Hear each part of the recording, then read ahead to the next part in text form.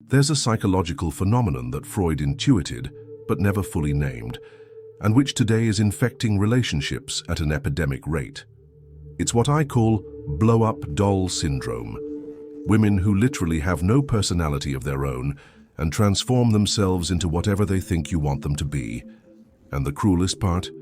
You only discover this charade when you're already emotionally invested, when she's already gotten what she wanted and finally reveals who she really is behind the mask.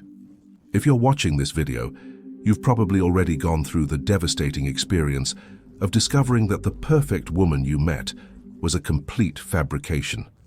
The one who claimed to love the same movies as you, who pretended to like your music, who agreed with your political views, who showed genuine interest in your hobbies, all lies, all theater, all calculated to hook you emotionally while she evaluated whether you were suitable for her purposes. Psychoanalysis teaches us that all behavior has an unconscious motivation, and blow-up doll syndrome reveals something disturbing about the modern female psyche. There's a category of woman who has developed a pathological inability to exist authentically. She doesn't know who she is, has no opinions of her own, and has no real personality.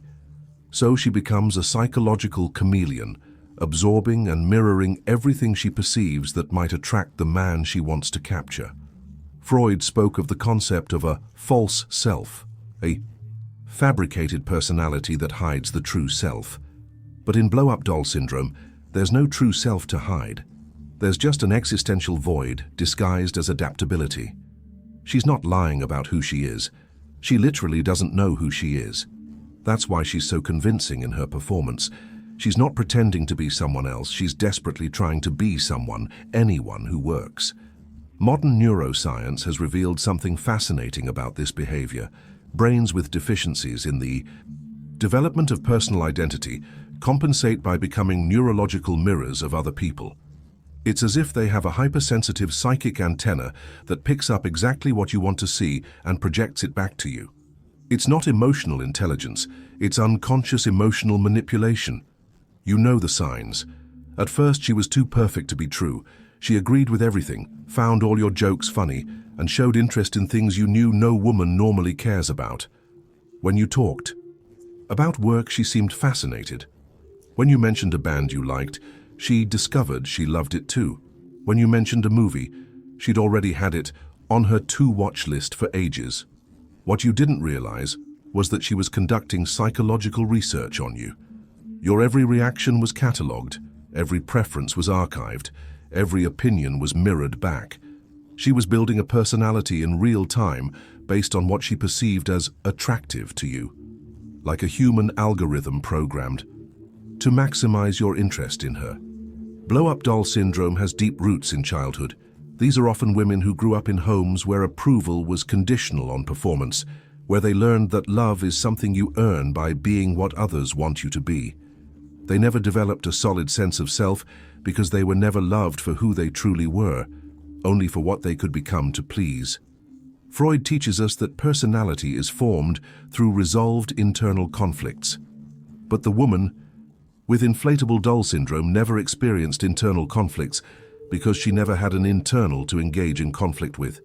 She is pure surface, pure reactivity, pure adaptation, like an inflatable doll that takes any shape you want, but is ultimately hollow inside. And here's the most disturbing thing. She doesn't do this consciously or maliciously. In her mind, she truly believes she's being authentic. Because to someone who's never developed authenticity, perfect imitation feels genuine. She's not trying to fool you, she's trying to exist, and the only way she knows how to exist is through the reflection of what others expect of her. The problem begins to appear when the conquest phase ends. Once she's achieved her goal, be it dating, marriage, pregnancy, or financial security, the psychic energy required to maintain performance becomes unsustainable. It's like holding your breath.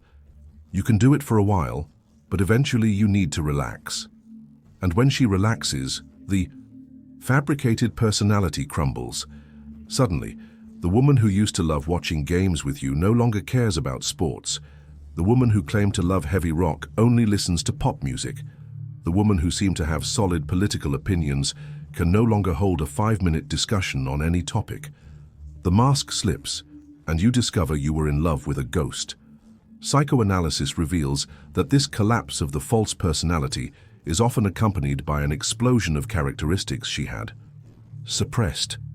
All the resentment of having to pretend to be someone else, all the anger of having to suppress her real instincts, all the frustration of living a lie, all of it emerges at once. And it's usually directed against you, as if it were your fault for having forced her to be someone she wasn't. But here's the harsh truth: you never forced anything. She chose to present herself that way because she assessed it as the most effective strategy to get what she wanted. And what she wanted was never you specifically. It was what you represented: security, status, validation, resources, an escape from her own existential emptiness. You were a means to an end, not an end in yourself. Blow-up doll syndrome is particularly cruel because it exploits exactly what every man desires: a woman who truly understands him, who shares his interests, who accepts him completely. It offers the fantasy of the perfect relationship, knowing it's a sham. It's like selling a car knowing the engine will break down in 6 months, criminal and calculated. And there's something even deeper. Women with this syndrome develop a supernatural ability to identify lonely or needy men. They can detect emotional need from a distance. Like psychological predators, they know exactly what kind of personality will fill the void you feel. That's why the initial connection feels so intense and genuine. Freud talked about transference, how we project onto others what we need to see. But in blow-up doll syndrome, the person consciously transforms into what you're projecting. It's a manipulation of transference, an exploitation of your most primitive psychological mechanisms. The person literally becomes the object of your unconscious desires. A man who falls prey to blow-up doll syndrome typically shares a few common characteristics. He's well-intentioned, prone to idealizing women, seeking genuine connection, and often has past experiences of rejection that have left him lacking validation. She detects these vulnerabilities and exploits them with surgical precision. Modern neuropsychology confirms something disturbing. People without a solid self-identity develop an extraordinary ability to read and mirror the emotional states of others. It's as if the absence of a personality frees up brain resources to become expert readers of other people. They know exactly what you're feeling before you do. And here's where it gets really sinister. She doesn't just mirror what you want to see. She mirrors what you didn't even know you wanted to see. She picks up on unconscious desires, unspoken needs, fantasies you haven't even admitted to yourself. It's as if she has direct access to your subconscious and projects back to you, the woman of your most secret dreams. That's why the initial relationship seems so intense, so fated, so perfect, because she literally became the embodiment of your deepest fantasies. But fantasies, by definition, aren't real. And when reality finally emerges, the shock is devastating. It's like discovering you've been talking to a reflection in the mirror, thinking it was someone else. Blow-up doll syndrome has varying degrees of severity. In milder cases, she maintains some genuine characteristics, but exaggerates her compatibility with you. In more severe cases, she's literally a blank page, writing as the situation demands, and in extreme cases, she can maintain multiple personalities with different men, as if she were an actress playing different roles. Freud teaches us that true love is only possible when we know and accept the other person as they truly are. But how can you love someone who doesn't exist? How can you have a real relationship with a fabrication? Blow-up doll syndrome makes genuine love impossible because it eliminates the basic raw material of love, authenticity. And the cruelest part is that she herself is incapable of true love. How can someone with no identity create genuine connection? She can imitate love, she can perform affection, she can even feel something she mistakes for love. But real love requires two real people, and it only exists as a reflection. It's a relationship between a person and a mirror, one-sided by definition. The discovery of blow-up doll syndrome usually occurs during times of stress or change, when the pressure mounts, when circumstances change, when the person can no longer maintain the script of their false personality. Suddenly you realize you're living with a stranger, that everything you built together was based on an elaborate lie. The person who experiences this discovery often questions their own sanity. How did I miss it? Were all the signs there? Am I too naive? Is there something wrong with me?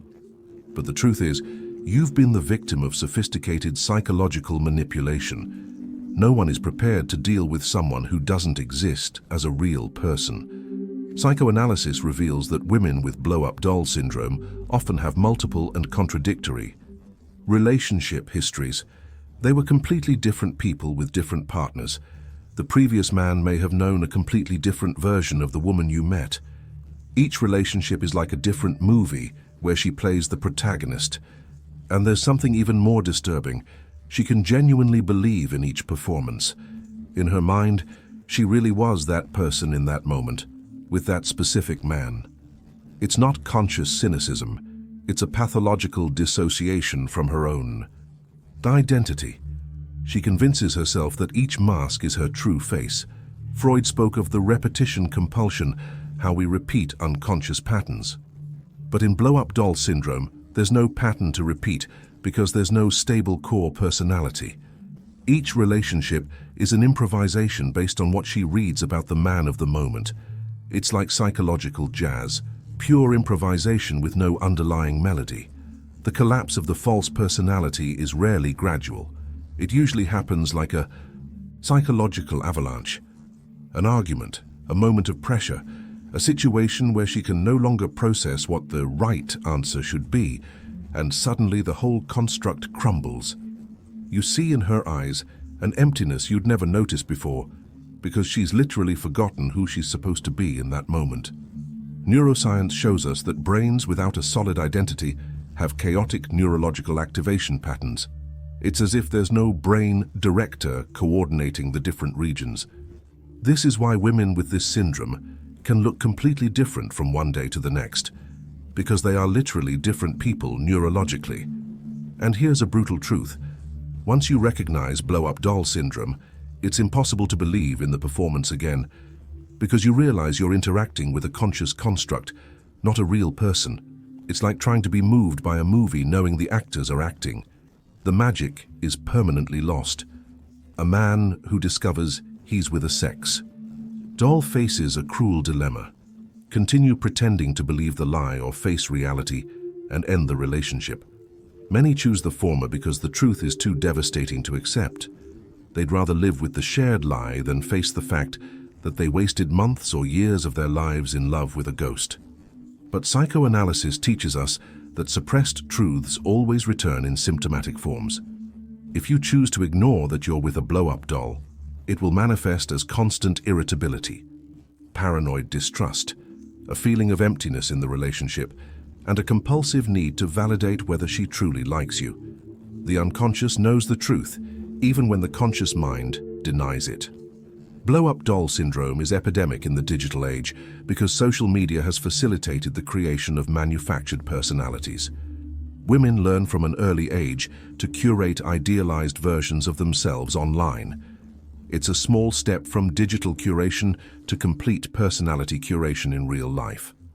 Instagram has prepared an entire generation to be professional blow-up dolls. And there's another factor. Modern culture teaches women that they must be what the man wants. Movies, magazines, influencers all preach adaptability as a feminine virtue. Be the woman of his dreams. Learn to please your man. Discover what he really wants. This creates a generation of women trained to suppress authenticity in favor of attractiveness. Freud teaches us that neurotic symptoms are attempts to resolve unconscious conflicts. Blow-up doll syndrome is a collective symptom of a society that punishes feminine authenticity and rewards performance. Women learn that being themselves is not enough. They need to be perfected versions of themselves, calibrated to please specific men. But there's a cruel irony. Genuinely mature men are attracted to authenticity, not performance. The woman who develops blow-up doll syndrome is optimizing to attract immature men who prefer fantasy to reality. She transforms herself into a doll to attract men who want dolls, not real partners. Psychoanalysis reveals that the compulsive need to please often hides repressed hostility. The woman who fakes her personality to please you unconsciously resents having to do so. Therefore, when the mask slips, disproportionate anger often emerges. All the hostility she suppressed during the performance explodes at once.